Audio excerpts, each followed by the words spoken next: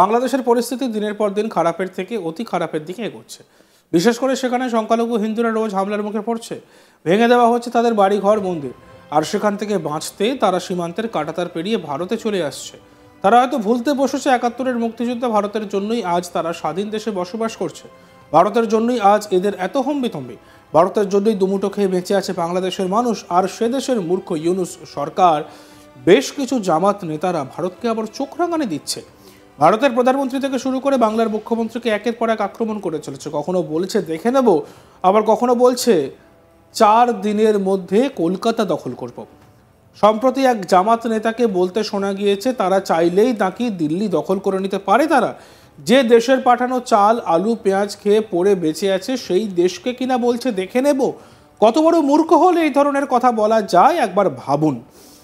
আর বাংলাদেশের ভয়াবহ পরিস্থিতি বা নগ্ন রূপ গোটা বিশ্ববাসীর কাছে সামনে চলে এসছে। ভারতের বিরুদ্ধে একাধিক কুরুচিকর মন্তব্য করলেও ভারত কিন্তু সবসময় বাংলাদেশের পাশে থেকে বন্ধুত্বের হাত বাড়িয়ে দিয়েছে। যেমন সম্প্রতি বাংলাদেশের অন্তর্বর্তী সরকারের প্রধান ইউনূস ভারতের কাছে বিদ্যুতের জন্য হাত পেতেছিল। ইউনূস জানিয়েছিলেন যে তিনি বিদ্যুৎ কিনতে ইচ্ছুক, তাতে না করে দিল ভারত।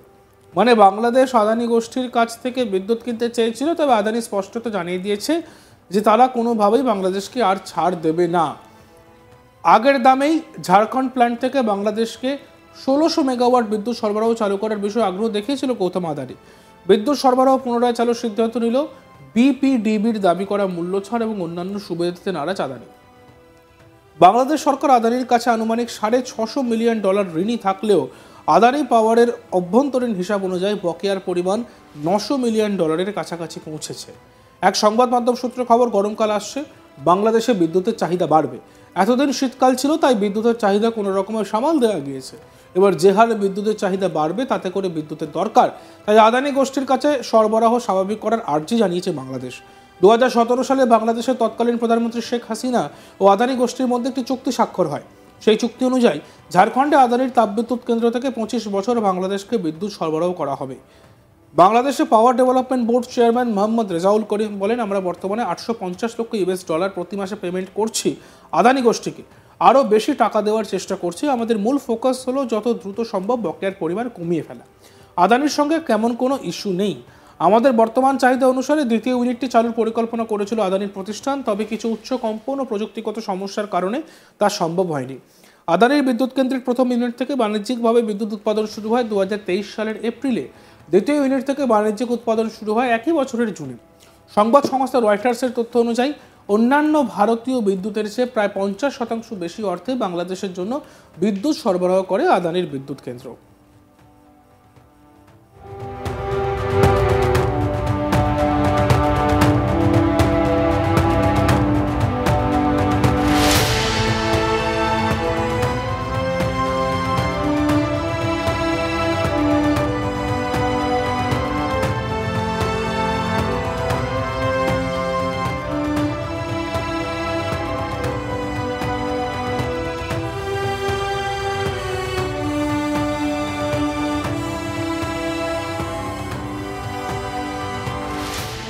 গত বছর ডিসেম্বর মাসে বাংলাদেশের অন্তর্বর্তী সরকারের প্রধান ইউনূস ভারতের কাছে চাল চেয়ে পাঠিয়েছিলেন, আর তারা আবেদনে সাড়া দিয়ে ভারত বাংলাদেশকে বিপুল চাল রপ্তানি করে সাহায্য করেছে।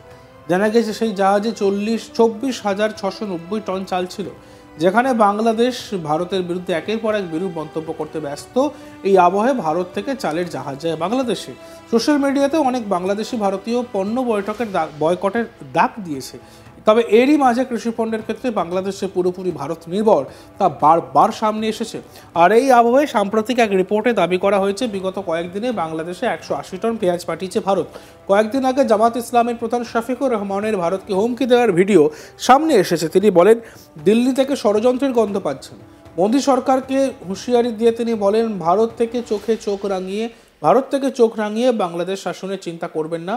বাংলাদেশের মানুষ নাকি এখন কথা বলা শিখেছে, মানুষকে ভয় দেখাবেন না। জামাত ইসলামের প্রধান শফিকুর রহমান এ বিষয়ে কি বলেছেন আমরা শুনব।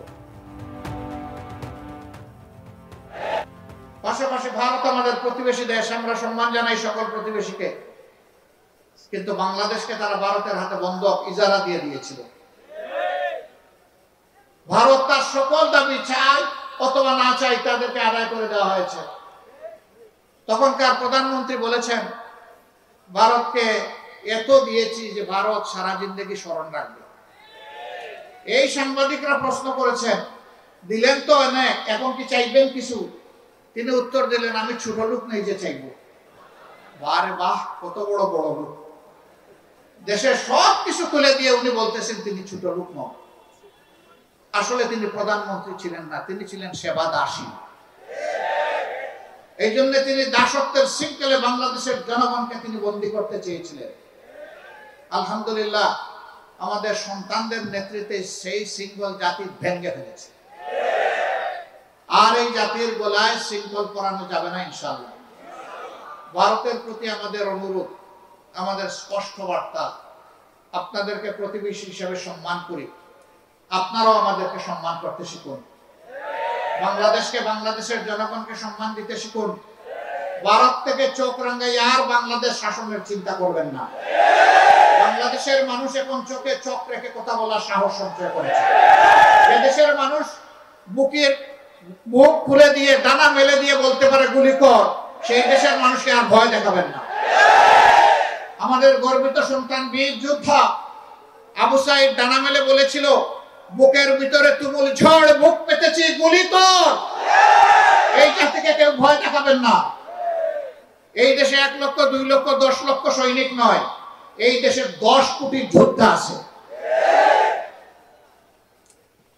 অতএব আমরা অনুরোধ করব, আমরাও শান্তিতে থাকি, সবাই শান্তিতে থাকো।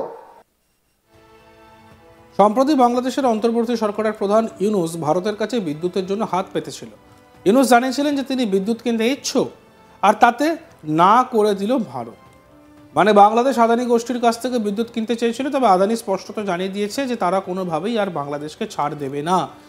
আগের দামে ঝাড়খণ্ড প্ল্যান্ট থেকে বাংলাদেশে 1600 মেগাওয়াট বিদ্যুৎ সরবরাহ চালু করার বিষয়ে আগ্রহ দেখিয়েছে গৌতম আদানি। বিদ্যুৎ সরবরাহ পুনরায় চালুর সিদ্ধান্ত নিলেও বিপিডিবির দাবি করা মূল্য ছাড় এবং অন্যান্য সুবিধা দিতে নারাজ আদানি। বাংলাদেশ সরকার আদানির কাছে আনুমানিক $650 মিলিয়ন ঋণী থাকলেও আদানি পাওয়ারের অভ্যন্তরীণ হিসাব অনুযায়ী বকেয়ার পরিমাণ $900 মিলিয়ন কাছাকাছি পৌঁছেছে। এক সংবাদ মাধ্যম সূত্রে খবর, গরমকাল আসছে, বাংলাদেশে বিদ্যুতের চাহিদা বাড়বে।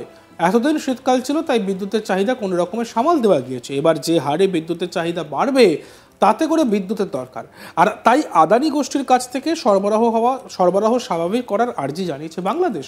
2017 সালে বাংলাদেশের তৎকালীন প্রধানমন্ত্রী এবং আদানি গোষ্ঠীর মধ্যে একটি চুক্তি স্বাক্ষর হয়। সেই চুক্তি অনুযায়ী ঝাড়খণ্ড থেকে আদানি তাপবিদ্যুৎ কেন্দ্র থেকে 25 বছর বাংলাদেশকে বিদ্যুৎ সরবরাহ করার কথা ছিল।